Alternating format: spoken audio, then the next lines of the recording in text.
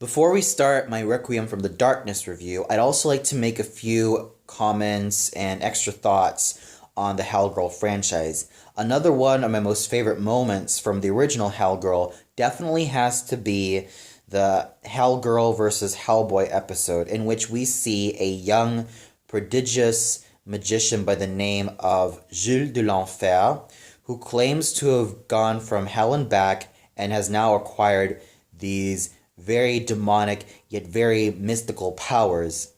He thus, contests those powers against I Enma, only to leave I Enma very much unhinged because of that. And there's even a subplot concerning a television producer who also knows that his, or even an entertainer, that even his let's say his magic tricks are not what they seem, according to Gilles de l'Enfer. What's also worth mentioning about this episode are the voice actors that provide the voice for this one-time character, though he's pretty much has become a fan favorite to everyone who's watched Hellgirl. On the Japanese side, you have Jun Fukuyama, and on the English side, you have Greg Ayres, who voiced Gilles de l'Enfer. Now, Jun Fukuyama is very much well known for his youthful and very, very passionate like sounding voice. He's extremely well known for voicing a lot of troubled heroes, and anti-heroes, and even villains. His most notable role is Lelouch from Code Geass, in which he's gained a lot of critical praise and even a lot of fan praise for his work.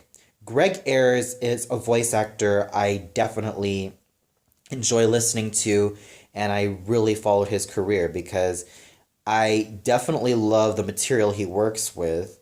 I really enjoy his portrayal of Kaoru Yamazaki from Welcome to the NHK. I really enjoy his portrayal of Sunohara from Clannad, and even Leo from Ghost Stories. He is definitely very distinctive because of his high-pitched voice, making him the perfect candidate to voice a lot of young boys, especially Chrono. I mean, I definitely enjoy his executions as a voice actor. He definitely does a very great job with Gilles de l'Enfer, giving such a creepy vibe as well. I mean, he is very well known for voicing a lot of kind-hearted heroes, or excuse me, sidekicks, and even the likes of very squealish, very squeamish butt monkeys. But to hear him voice this very cool, collected character is definitely such a huge treat. Jun Fukuyama does a very good job with his role as well. I mean, both voice actors definitely do a very wonderful job voicing Gilles de l'Enfer. And yet, it's no wonder why he's become such a fan favorite to a lot of people who've watched Hellgirl. And interestingly enough, during the course of Hellgirl 2 Mirror's run, there was also a live-action adaptation of the anime, also known as Jigok Shoujo, known in English as Hellgirl. This was made back in this was made back in, November 4, 2006, and ended its run on January 27, 2007, with only 12 episodes. This was directed by Makoto Nagamuma. I don't really know his work, so this is basically the one that he directed and pretty much one that I got familiar with. And it starred Sayuri Iwata as the titular Hellgirl, alongside Aya Sugimoto as Hone Onna. Kazuki Kato as Ichimoku Ren, and Hisahiro Ogura as Wanyudo, and the opening narrator, Saya Irie as Tsugumi, and Kazuhiko Nishimura as Hajime.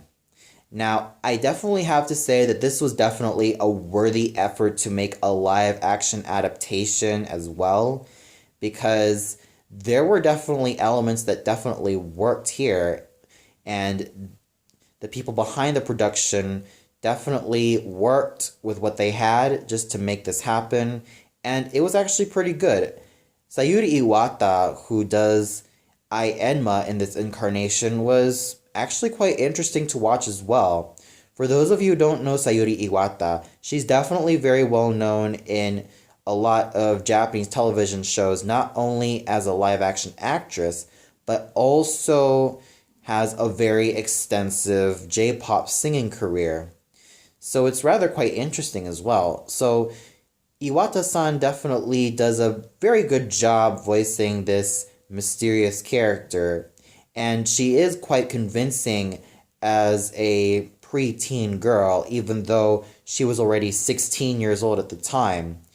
Her delivery is quite up there with the likes of Mamiko Noto's Ai Enma. It is also quite a joy to listen to as well. And even the other actors and actresses do a very good job with their incarnations as well.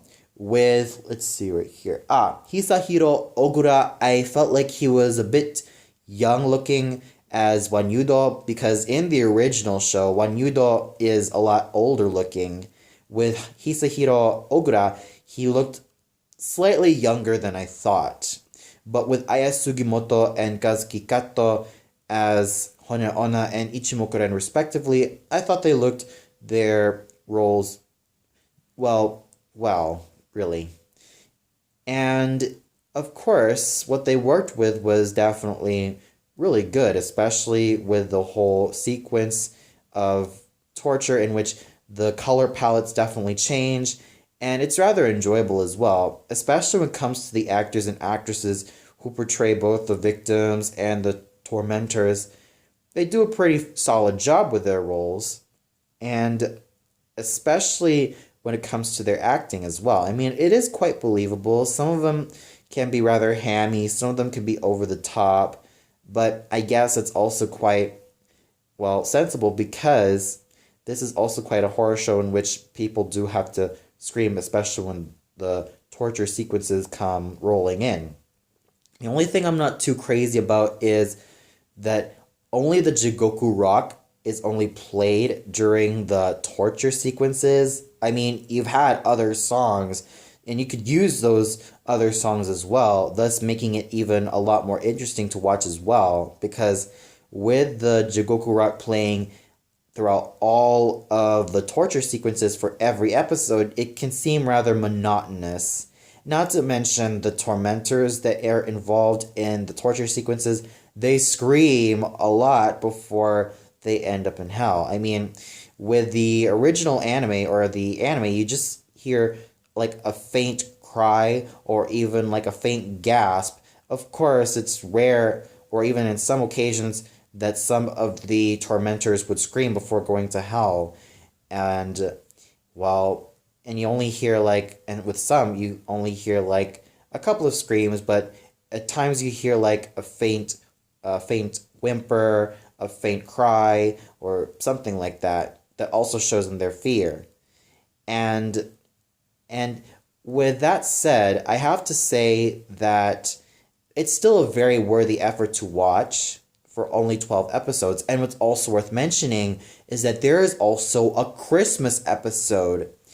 And this is definitely one episode that not that the anime did not really have, or the anime adaptations did not really have. So it is rather interesting that there is a Christmas episode being presented here, and it's also worth mentioning that, of course, they had to work well with the production and even with how they wanted the torture scenes and even the realm of eternal twilight to be presented, and even the boat to hell to be represented. I thought it was just rather decent, but ultimately I have to give all the props to the anime, because at least with the anime, they're able to be very creative and have a lot of creative liberty in order to make these torture sequences and even the realm of eternal twilight and even the journey to hell really come alive and let the colors really burst on screen. I felt like the colors used in the live action show were okay, but the animation definitely used and took advantage of a lot of the color palettes being used. So a lot of the points definitely have to go to the anime because as an animation fan, I will also admit that the anime can really take a lot of creative liberties and even with a lot of and be very creative with what they can use for the torture sequences and even for all of the backgrounds. The live action versions is okay, but definitely the props do have to go to the acting, which I actually found very solid. So the live action version of Hellgirl is still kind of worth the watch if you're rather interested to see what it looks like. Just don't expect too much from it, but don't bash it too much as well. It's still the worthy watch. It's still rather interesting to see that there is a live action adaptation because I wasn't so aware of it at first. I was rather surprised at its presence as well until I started watching a few episodes and thought this is a rather solid watch. What's also worth mentioning about this franchise is that there were also some manga adaptations. Interestingly enough, this is one of those shows that has the anime first and then comes the manga. Of course, there were other adaptations as well, but I think with Hellgirl, this is the one that I'm fully aware of. I have not read the manga or have not really read any of the volumes. I have not read any of the manga adaptations, but for those of you who have read it, is it worth the read? Is it not worth the read? Are you indifferent to it? You could let me know in the comments below. Interestingly enough, there was also a video game that was for the PlayStation 2. I never played it, and it seemed rather interesting. And for those of you who have played the game, then please also let me know in the comment section below. So those are my thoughts or extra thoughts on the other facets of the Hellgirl franchise, especially the live action show.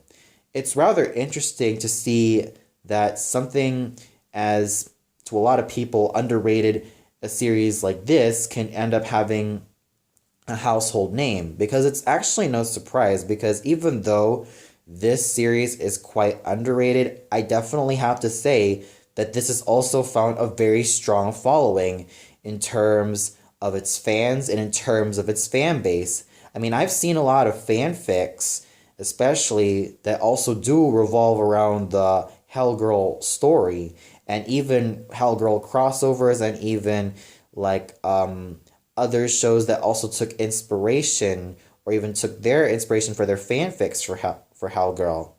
If you want my personal fanfic recs about Hellgirl, then I definitely suggest you read Jigoku Shoujo Aftermath. I forgot the name of the author, but I'll post the link on the description anyway, so give it a good read, because this is definitely a fanfic that I definitely love reading, especially if you really want to know what happens to the victims of each of the Hellgirl episodes, or especially the clients as well, and how they're living their lives, or how this author perceives of how they're living their lives, which is rather interesting. So go ahead and read Jigoku Shoujo Aftermath if you haven't already. The link is in the description below.